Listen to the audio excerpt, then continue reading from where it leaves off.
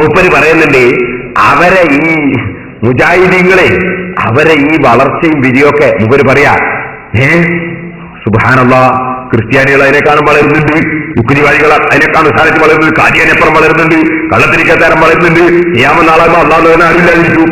അതിരിക്കട്ടെ. അപ്പൊ മൂപ്പര് പറയാണ്, എന്തോ ഞങ്ങളെ ഈ വളർച്ച എന്നൊക്കെ പറഞ്ഞാല് ഹക്ക് ഉള്ളത് കൊണ്ടാണ്. മൗലവി മുമ്പ് കാലത്ത് യുക്തിവാദികളുടെ കൂട്ടത്തിൽ മുസ്ലിമീങ്ങളെ പേരുള്ള ആരെങ്കിലും ഉണ്ടായിരുന്നോ? ഇല്ല. ഇപ്പൊ അവര് വളരുന്നുണ്ടല്ലോ. പിന്നെ നിരീശ്വരവാദികൾ വളരുന്നുണ്ടല്ലോ.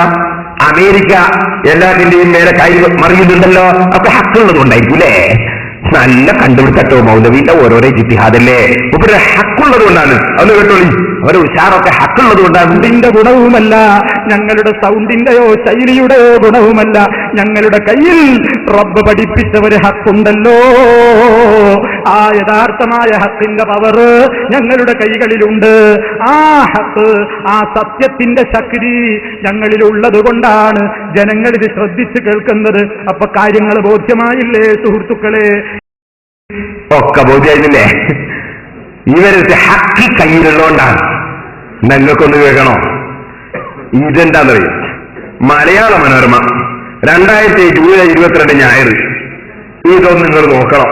മനോരമ പുറത്തിറക്കുന്നേ ഇല്ല. നിങ്ങൾ കണ്ടോ ചങ്ങാതിനെ? ഇതാരെന്നറിയോ? ഉമർ മൗലവിന്റെ മോനാ. ഉമർ മൗലവിന്റെ മോൻ ബഷീർ മാഷായി.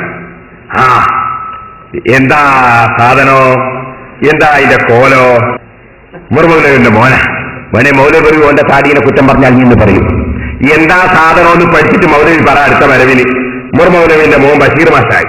എന്താ സാധനമെന്ന് നോക്കിയിട്ടൊന്ന് പറ. ഹക്കുള്ളതുകൊണ്ടായിരിക്കും വളരുന്നുണ്ട്, നന്നായിട്ട് വളരുന്നുണ്ട്, താടി ഇറക്കം വളരുന്നുണ്ട്. അത് ഒന്ന് കണ്ടിട്ട് മൗലവി അടുത്ത വരവിന് പറ. ഞാനിപ്പോ എന്നൊന്നും കിടക്കുന്നില്ല, ഹക്കുള്ളതുകൊണ്ടായിരിക്കും.